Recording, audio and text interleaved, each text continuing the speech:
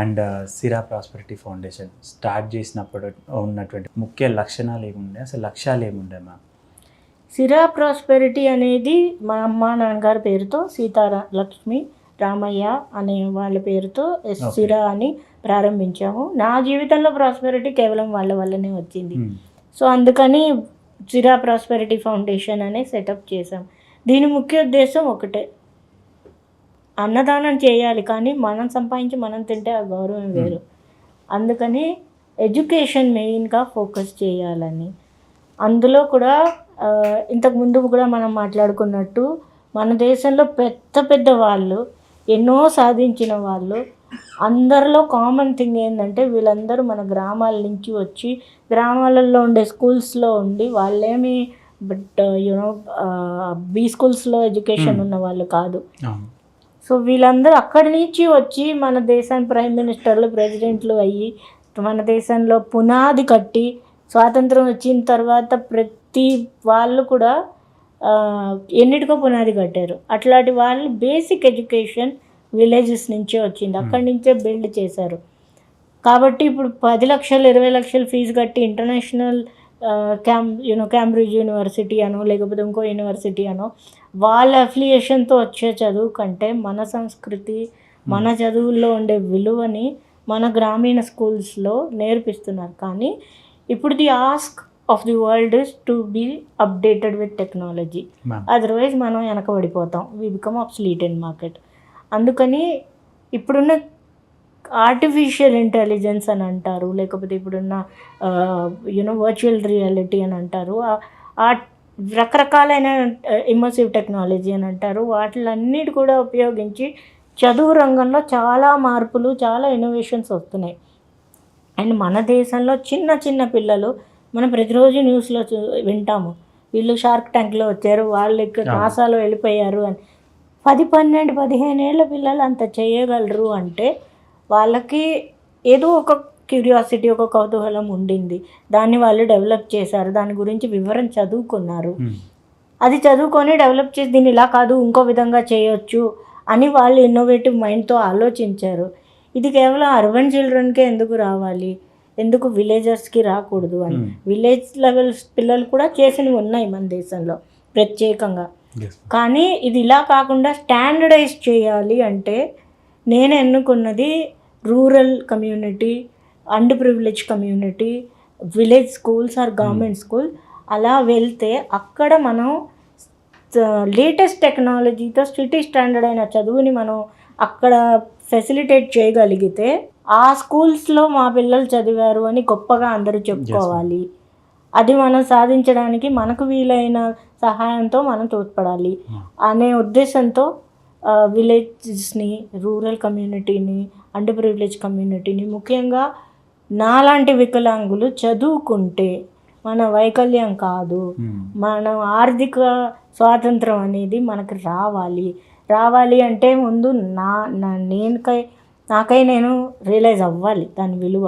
నా తల్లిదండ్రులు, తోబుట్టువులు, కుటుంబ సభ్యులు వీళ్ళందరూ కూడా నన్ను ప్రోత్సహించాలి, వాళ్ళకు ఆ అవేర్నెస్ క్రియేట్ చేయాలని చెప్పి నాలాంటి మళ్ళీ కళ్యాణిని క్రియేట్ చేయాలి, who can actually taste the power of economic independence.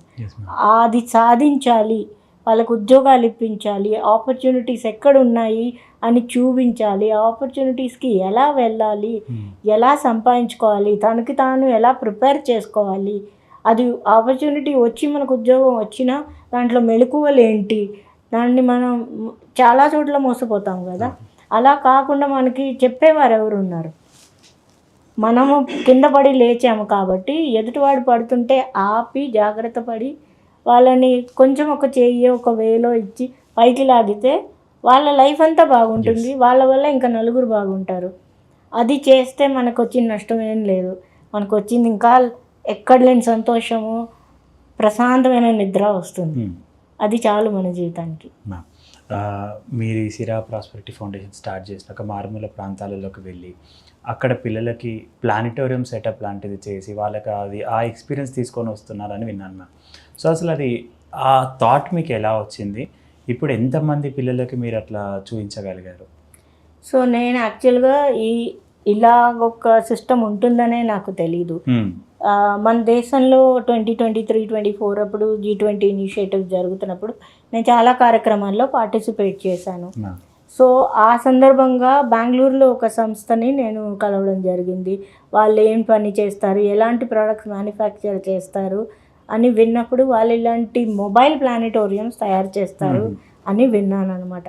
So వాళ్ళతో ఫ్రెండ్షిప్ చేసుకుని ఇది అసలు ఎలా పనిచేస్తుంది, దీన్ని ఎక్కడెక్కడికి తీసుకెళ్ళగలం, ఎంత దూరం వస్తుంది, సెటప్ ఎలా చేస్తారు, అవన్నీ కూడా అర్థం చేసుకుని వాళ్ళు ఆల్రెడీ 2-3 చోట్ల చేసింది వెళ్ళి చూసి నేను చాలా సంతోషపడ్డాను. అంటే ఒక చిన్న బిర్లా ప్లానిటోరియం చెన్నైలో వెళ్ళి చూశాను, ఢిల్లీలో వెళ్ళి చూశాను.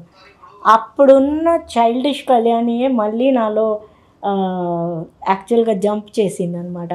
ఇదే మనం తీసుకెళ్ళి మనం విలేజ్లో పెట్టాము అంటే పిల్లలకి అస్ట్రానమీ గురించి, అంటే how earth started, how universe started దగ్గర నుంచి ఇప్పుడు లేటెస్ట్గా చంద్రయాన్, మంగళయాన్ దాకా కూడా అన్ని రకాల వీడియోలు మనం చూపించగలిగితే పిల్లల్లో ఆ జిజ్ఞాస, కౌతూహలం అనేది పెరుగుతుంది, నాలెడ్జ్ పెరుగుతుంది, వాళ్ళకి అండర్స్టాండింగ్ పెరుగుతుంది అని.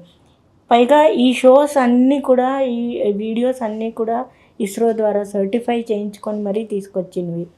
సో ఇవి చూపిస్తే వాళ్ళ ఏదైనా కూడా మీరు కాగితంలో రాసు, బోర్డు మీద రాసు నేర్పించే కంటే మీరు దాన్ని డైరెక్ట్గా విజువల్గా చూపిస్తే ఆ ఇంపాక్ట్ మనసులో చాలా కాలం మిగిలిపోతుంది.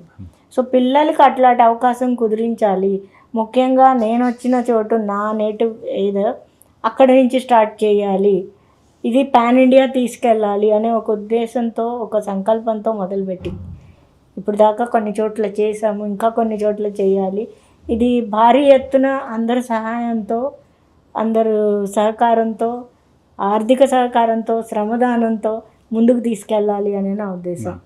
సో ఇప్పుడు ఇదంతా చేయాలంటే, సో ఇప్పుడు మీరు ప్లానిటోరియం సెటప్స్ ఇవన్నీ చేస్తున్నారు కదా ma'am, and travel mobile planetarium setup అన్నారు, అండ్ అక్కడికి తీసుకొని వెళ్ళాలి, వేరే రూరల్ ఏరియాస్కి తీసుకొని వెళ్ళాలి.